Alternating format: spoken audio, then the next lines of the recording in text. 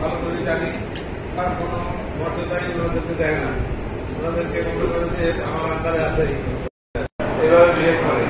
আর আমরা আমাদের সন্তানের সাথে ওনার সাথে চলাফেরা করার চেষ্টা করি এবং চিন্তা করি কোনোভাবে যেন না হয়ে যায়। তো আমরা কাছে খাস দেওয়া যায়, আল্লাহ কাছে খাস প্রমাণ করি যে এরা আছে, এরা যেন অন্তত পর্যন্ত এই দিনটা আমার পর্যন্ত আমরা টিকে থাকতে পারি। কাছে খাস দেওয়া যায়, আল্লাহ কাছে খাস প্রমাণ করি এবং আমাদের পার্টি করে দিচ্ছে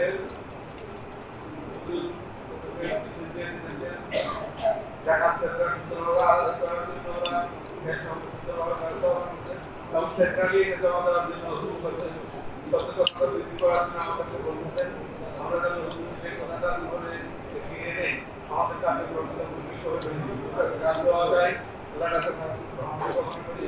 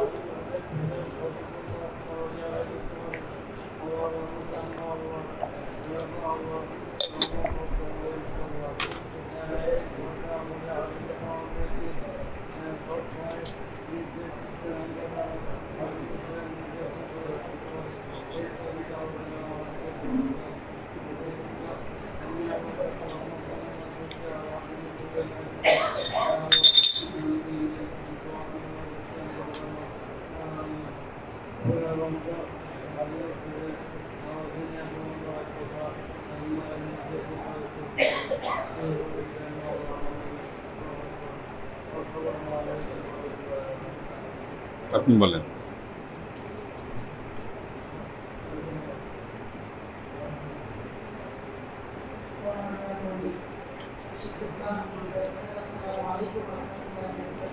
भैया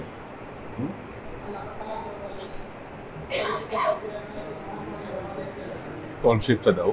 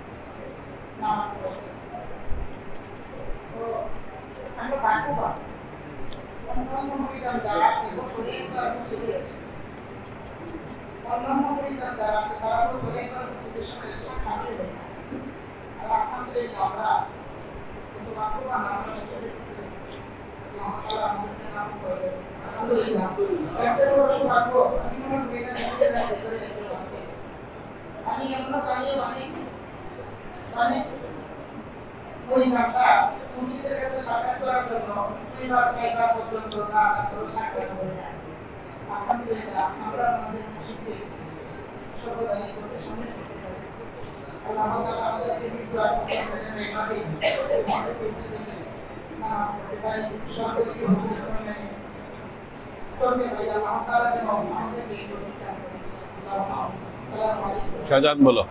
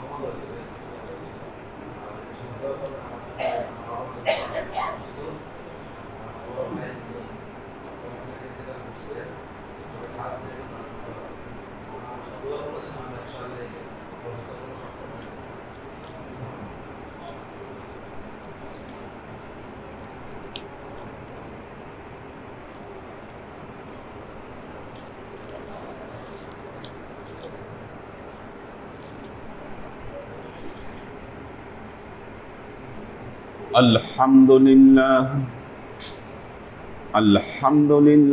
نحمده ونستعينه ونستغفره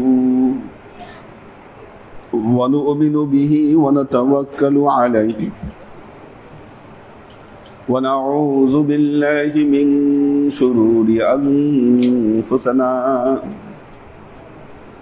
ومن سيئات أعمالنا من يهد الله فهو المهتدي ومن يضلل فلن تجد له وليا مرشدا فنشهد أن لا إله إلا الله وحده لا شريك له ونشهد أن سيدنا وسندنا ونبينا محمدا صلى الله عليه وسلم الذي أرسله الله بالحق بشيرا ونذيرا وداعيا إلى الله بإذنه وسراجا منيرا وقال الله تعالى في كلامه المجيد وفرقانه الحميد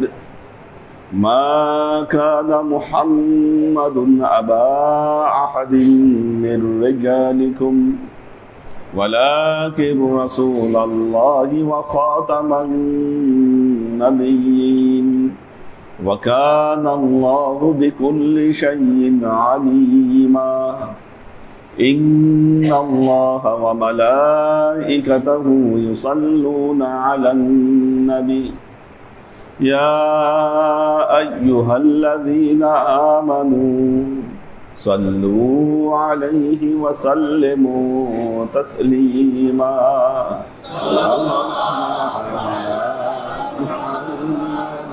صلى الله عليه وسلم صلى الله على محمد صلى الله عليه وسلم صلى الله على محمد صلى الله عليه وسلم শুরুতেই আমাদের একজন হিন্দু ভাই আজকে মুসলমান হওয়ার ইচ্ছা প্রকাশ করছেন। আমরা এই কার্যক্রমটা আগে সেরে ফেলেই নিয়ে আসেন ওনাকে।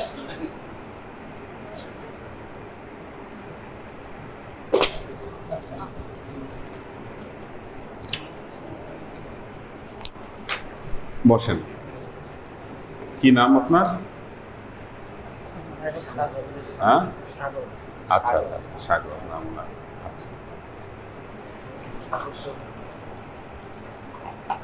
আমরা ওনাকে আমি যা যা বলি বললে হবে। আউযু বিল্লাহি মিনাশ শাইতানির রাজীম। আউযু বিল্লাহি মিনাশ শাইতানির রাজীম। বিসমিল্লাহির রহমানির রহিম। আস্তাগফিরুল্লাহ রব্বি মিন কুল্লি যামবিন ওয়া আতুবু ইলাইহি লা হাওলা ওয়ালা কুওয়াতা ইল্লা বিল্লাহিল আলিয়্যিল আযীম। লা ইলাহা ইল্লাল্লাহু মুহাম্মাদুর রাসূলুল্লাহ। লা ইলাহা ইল্লাল্লাহু মুহাম্মাদুর রাসূলুল্লাহ। আশহাদু আল্লা ইলাহা ইল্লাল্লাহু ওয়াহদাহু লা শারীকা লাহু লা শারীকা লাহু ওয়া আশহাদু আন্না মুহাম্মাদান আবদুহু ওয়া রাসূলুহু। আমানতু বিল্লাহি ওয়া মালাইকাতিহি ওয়া কুতুবিহি ওয়া রুসুলিহি ওয়াল ইয়াউমিল আখিরি ওয়াল কদরি খায়রিহি ওয়া শাররিহি মিনাল্লাহি তাআলা ওয়াল বা'সি বা'দাল মাউত। ইয়া আল্লাহ, ইয়া রহমান, ইয়া মালিক, আমি আমার জীবনে শিরকি বেদাতি, কাফেরি মুশরিকি, জাহেরি বাতিনি, ইচ্ছায় অনিচ্ছায়, জানা অজানায়, আগে পিছে যত গুনাহ করেছি সমস্ত গুনাহ থেকে তোমার দরবারে তওবা করছি। ইয়া আল্লাহ, আমি সজ্ঞানে সাক্ষ্য দিচ্ছি তুমি ছাড়া আর কোনো প্রভু নাই। মুহাম্মাদুর রাসূলুল্লাহ সাল্লাল্লাহু আলাইহি ওয়াসাল্লাম তোমার প্রেরিত রাসূল। ইয়া আল্লাহ, আমি 12টা বিষয় নিয়ে এই পৃথিবীতে এসেছি। তার মধ্যে 8টি সমস্যা এবং 4টি নিয়ামত। 8টি সমস্যা বলতে আমি শয়তানের ধোঁকা থেকে বাঁচতে চাই, মৌতের আযাব থেকে বাঁচতে চাই, কবরের আযাব থেকে বাঁচতে চাই, বাসের আযাব থেকে বাঁচতে চাই, হাসরের আযাব থেকে বাঁচতে চাই, কঠিন হিসাবের আযাব থেকে বাঁচতে চাই, পুলসিরাতের আযাব থেকে বাঁচতে চাই। পরিশেষে মাওলা, আমি জাহান্নামের আগুন থেকে মুক্তি চাই। ইয়া আল্লাহ, আমি তোমার কাছে 4টি নিয়ামত চাই। তোমার রাসূলের শাফায়াত চাই, আমলনামা ডান হাতে চাই, বেহেশতে প্রবেশ করতে চাই।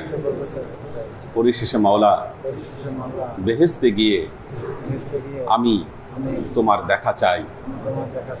এই 8টি সমস্যা থেকে মুক্তি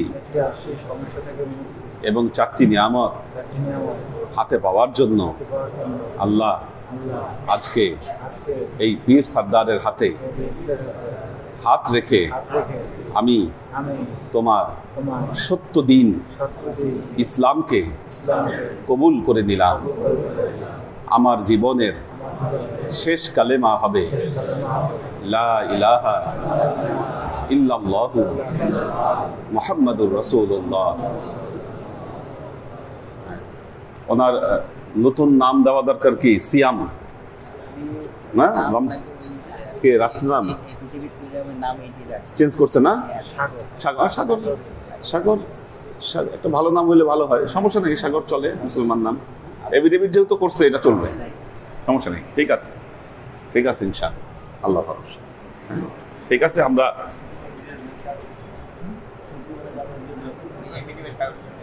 হ্যাঁ ঠিক আছে, ওনাকে একটা ওজিফার কাগজ দিয়ে দিলে হবে। ঠিক আছে, আর আপনি ক্লাস করেন নিয়মিত আমাদের এখানে, সবকিছু আপনাকে শিখাই নিব আমরা ইনশাআল্লাহ। আচ্ছা, ওইটা দিবেনি, আমরা একটু ক্লাসটা করে, ঠিক আছে বসেন, ক্লাস করে আমরা একসাথে মোনাজাত করে দিব। আল্লাহর আশিক ও সালেক বৃন্দ,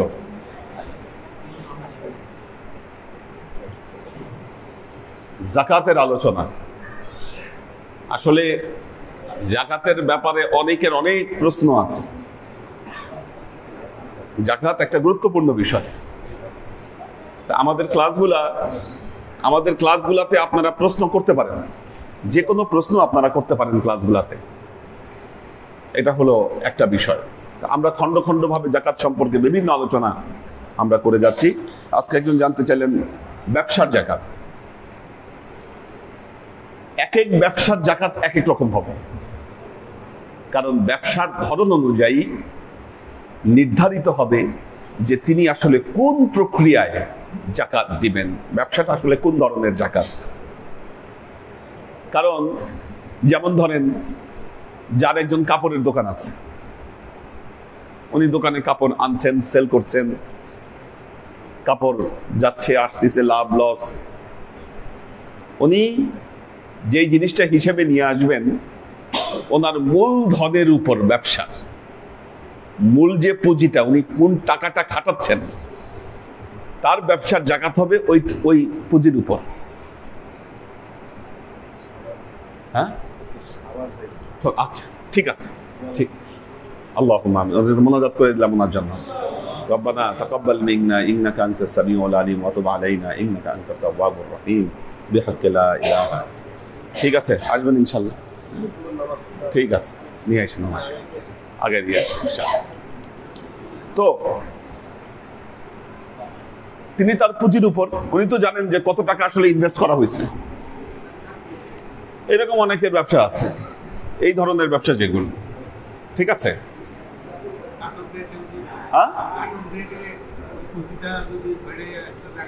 হ্যাঁ এটা ধরেন জাকাত তো বছরের যে কোনো দিনই দেওয়া যায় কিন্তু আমরা রমজান মাসে সাধারণত জাকাত আদায় করি যিনি রমজান মাসে জাকাত আদায় করেন রমজান মাসের ওই নির্দিষ্ট ডেটে এসে তার পুঁজিটা কতটুকু আছে তার তো বাড়তেও পারে কমতেও পারে লাভ লস হিসাব করে খরচ টরচ বাদ দিয়ে ধরেন তার পুঁজি বেড়ে গেছে এই বছর তার ব্যবসায় লাভ হয়েছে লাভ হয়ে তার পুঁজি বেড়ে গেছে ওই বেড়ে যাওয়া পুঁজির উপর উনি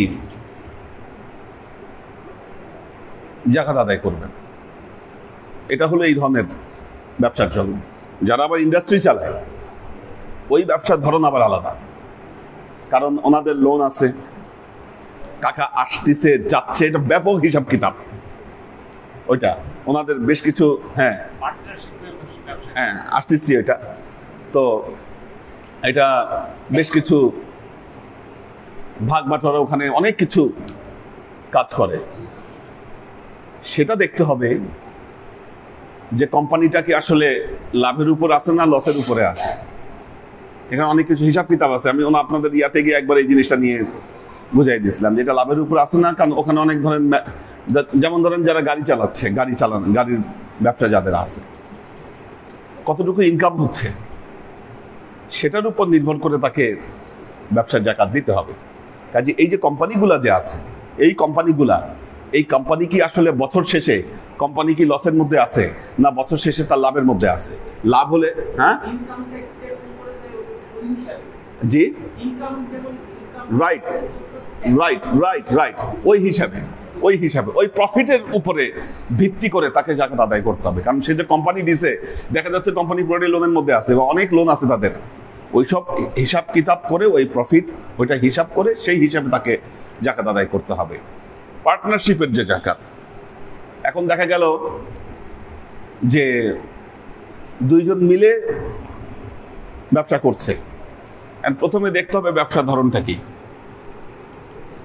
ধরনটা কি ধরনের ব্যবসা যদি ওইরকম মূলধন আলা ব্যবসা হয় এখন আপনি জাকাত দিতে চাচ্ছেন কিন্তু আপনার পার্টনার জাকাত দিতে হয়তো চাচ্ছে না বা আপনি মুসলমান আপনার যে পার্টনার সে হয়তো মুসলমানই না সে হয়তো চাইনিজ বা সে ভিন্ন ধর্মের সে তো আর জাকাত দিবে না তাহলে এখানে দেখতে হবে যে আপনার ব্যবসার রেশিওটা কত আপনার অংশের উপরে আপনি জাকাত আদায় করবেন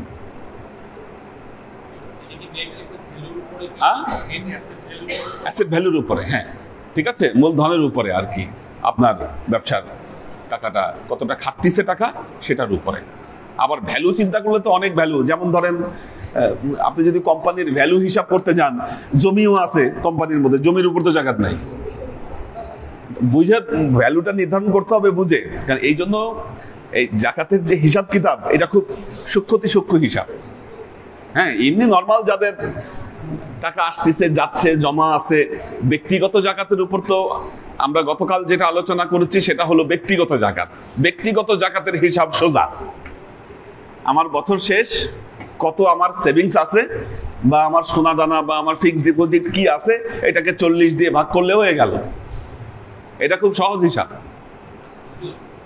হ্যাঁ হ্যাঁ হ্যাঁ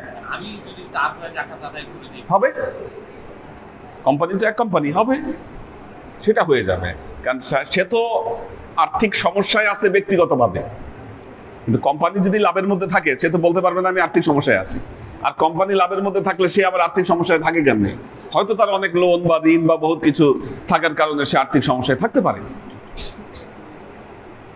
পারে সেই হিসেবে ওটা আদায় করে দিলে ওই পক্ষ থেকে হয়ে যাবে ঠিক আছে তো হ্যাঁ বলেন জাকাত সংক্রান্ত যত কোশ্চেন আছে আপনারা করতে পারেন আমার কাছে যে মূল যে টাকা আছে এই টাকা দিয়ে আমি জমি কিনে ফেলেছি হ্যাঁ এই মূলটা আমার হাত থেকে আমার কি করব আচ্ছা, এখন ঘটনা হলো যে আপনাকে দেখতে হবে যে টাকাটা আসলে আপনি যে জমি কিনলেন, ধরেন 1 বছর প্রায় ফুরাই আসছে, টাকা হয়ে গেছে প্রায় 1 বছর। এখন আপনি চালাকি করে আল্লাহকে ফাঁকি দেওয়ার জন্য আপনি চিন্তা করলেন জমি তো কিনে ফেললেন, আমার জাকাত দেওয়া লাগবে না, ঠিক আছে?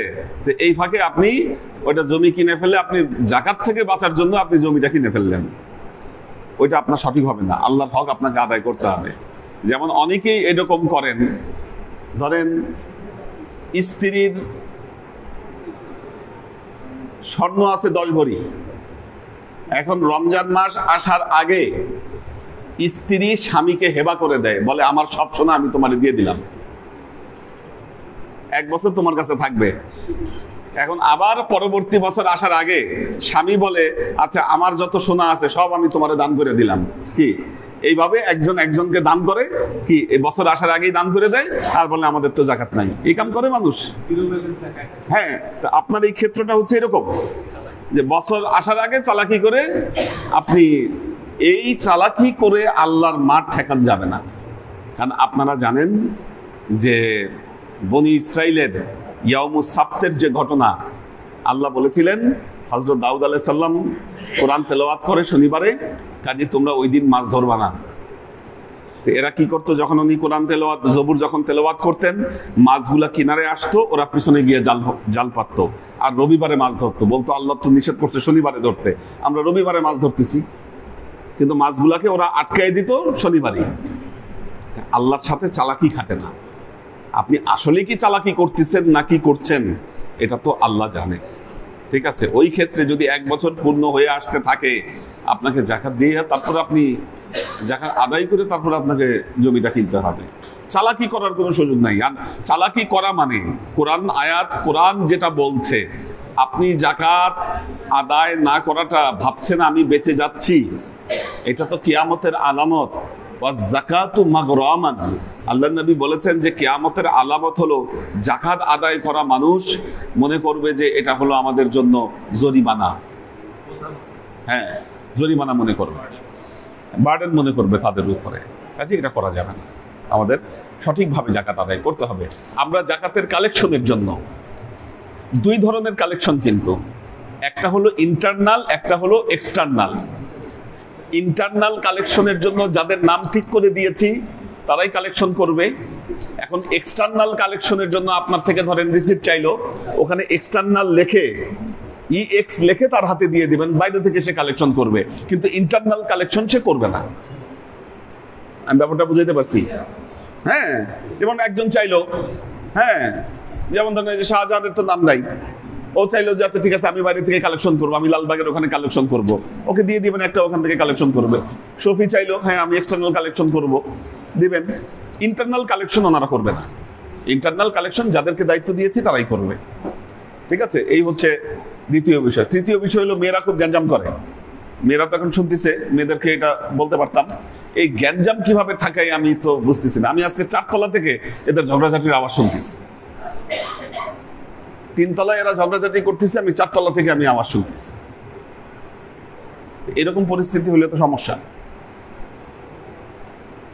হ্যাঁ, আমার স্ত্রীর যদি জি 7 ভরি স্বর্ণের থেকে যে কম থাকে, হ্যাঁ, ছোট একটা আংটি আছে, পূজার জাকাতটা দিতে হবে। আচ্ছা এখানে একটা কনসেপ্ট ক্লিয়ার করি।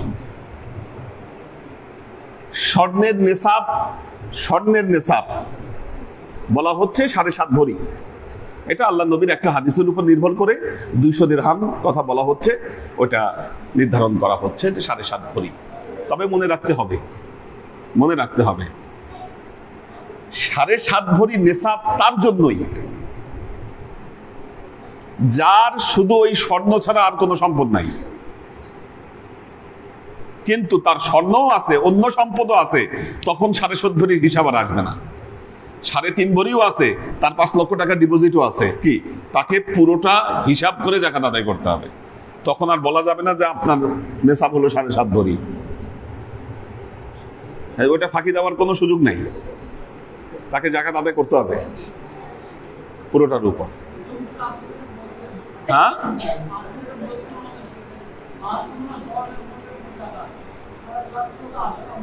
কোনটা? হ্যাঁ, ঘটনা হলো, শুনেন, বিষয়গুলো হলো, আপনি কিতাবুজ যাকাত পড়ে গিয়ে দেখবেন যে আল্লাহ নবী একদিন খাইতে বসছেন, মা আয়েশা খাবার পরিবেশন করছেন, ওনার হাতে কতগুলো আংটি ছিল। আল্লাহ নবী জিজ্ঞাসা করলেন, তুমি এর যাকাত আদায় করেছো কিনা? মা আয়েশা বললেন, না আমি করিনি। আল্লাহ নবী বললেন, আগে তুমি এর যাকাত আদায় করে আসো। একজন মহিলা, দ্বিতীয় হাদিস, একজন মহিলা আল্লাহ নবীর সাথে দেখা করতে আসলেন, তার হাতে স্বর্ণের দুটো চুড়ি ছিল। হাদিসে তো বলা নাই যে আসলে চুড়িটা কতটুকু ছিল, কি পরিমাণ ছিল।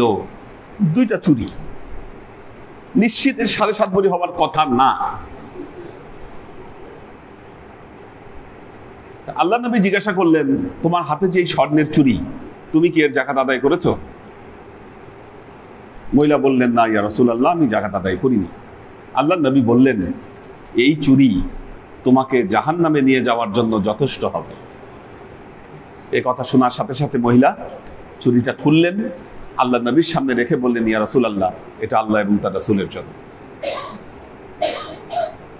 তার মানে যেহেতু পবিত্র কোরআনে সোনা এবং রূপার যাকাতের ব্যাপারে খুব গুরুত্ব আরোপ করে বলা হয়েছে, আল্লাযীনা ইয়াকনিজুনা আয-যাহাবা ওয়াল ফিদ্দাতা ওয়ালা ইউনফিকুনাহা ফি সাবিলিল্লাহ। অনেক কিছুই তো সম্পদ জমায়। আল্লাহ দুইটার ব্যাপারে কোরআনে জোর আরোপ করে বলেছেন, সোনা এবং রূপা যারা জমা করে রাখে আর এর যাকাত আদায় করে না, আপনি তাদেরকে ভয়াবহ আযাবের সংবাদ দান করেন। একটা জিনিস মনে রাখবেন, একদম বাস্তব কথা, আমাদের বহু মেয়েরা তাদের স্বর্ণের যাকাত দেয় না, জমা করে রাখে, বিভিন্ন ওসিলায় ছুতায় তারা ওই স্বর্ণের যাকাত আদায় করে না। এই যে সংসারে অশান্তি, রোগ বালাই, আয় বরকত কমে যাওয়া, কি এগুলোর বড় একটা কারণ হলো এই তার জমিয়ে রাখা স্বর্ণগুলো। অনেক মানুষ আছে দেখবেন না, বুক চাপড়াচ্ছে, হাউতাশ করতেছে, আমার আয় নাই। ওরা হাউতাশ করে লাভ কি? হাউতাশ করে তো লাভ নাই। কাজে এটা আমাদেরকে বুঝতে হবে। আমাদের জি হ্যাঁ যাবে, যাকাত বিধান বা হাদিসে বলা নাই। তবে যাকাতের প্রথম হক হচ্ছে যারা কি বলে, যারা হচ্ছে ইমানদার। কিন্তু কোথাও বলা নাই কোরআনের যে যাকাতের 8টা খাত, ইন্নামাস সাদাকাতু লিল ফুকারা ওয়াল মাসাকিন, এই যে 8টা খাতের যে বর্ণনা আল্লাহ দিয়েছে, এখানে কোনো জায়গায় উল্লেখ করে নাই আল্লাহ এরা কি ইমানদার না মুমিন না কি। অর্থাৎ দারিদ্র হলেই দারিদ্রতাকে মেন প্রাধান্য দেওয়া হয়েছে, যে সে গরিব কিনা। আল্লাহুম্মা। আজকের আয়োজন আমাদের জালাল মজুমদার ভাইয়ের পক্ষ থেকে, এবং ওনার একজন জামাই ইন্তেকাল করেছেন, আর জানি কে, তাদের দাদা দাদি নানা নানি আর শাহজাহানের দানে ওনার আব্বা আম্মা শ্বশুর সবার জন্য, শাহজালাল ভাইয়ের জন্য দোয়া করবেন। ওনার শরীর আগের চেয়ে অনেক দুর্বল হয়ে গেছে, কিন্তু অনেক শক্তিশালী ছিল। আমাদের শক্তিশালীরা সবাই দুর্বল হয়ে গেছে, হ্যাঁ। এবং ওই জেনারেশনের শক্তিশালী আর আমাদের এই জেনারেশনের শক্তিশালী আসলে ম্যাচ করে না, ঠিক আছে। ওনাদের যে যা ছিল, এটা আমাদের এই যে মজুমদার ভাই, আমাদের মহিউদ্দিন ভাই, আমরা সবাই এখন দুর্বল হয়ে গেছে। কিন্তু এক সময় যে ওনাদের শারীরিক যে পাওয়ার ছিল, এটা অন্যরকম। তো আমরা দোয়া করি যাতে আল্লাহ ওনাদের শারীরিক সুস্থতা যেন আল্লাহ অটুট রাখে। الله ربنا تقبل منا إنك أنت السميع العليم وتب علينا إنك أنت التواب الرحيم. اللهم اغفر لحينا وميتنا وشاهدنا وغائبنا وصغيرنا وكبيرنا وزكاتنا وأنسانا. اللهم من أحييته منا فأحيه على الإسلام ومن توفيته منا فتوفه على الإيمان برحمتك يا أرحم الراحمين. আর নামাজ একটু তাড়াতাড়ি ডাকার চেষ্টা করেন, তাহলে সময় মতো শেষ হবে। হ্যাঁ। اللهم إنا نسألك الجنة ونعوذ بك من النار يا خالق الجنة والنار برحمتك يا عزيز يا غفار يا كريم يا ستار يا رحيم يا جبار يا خالق يا بار اللهم أعذرنا من النار يا مجير يا مجير يا مجير برحمتك يا أرحم الراحمين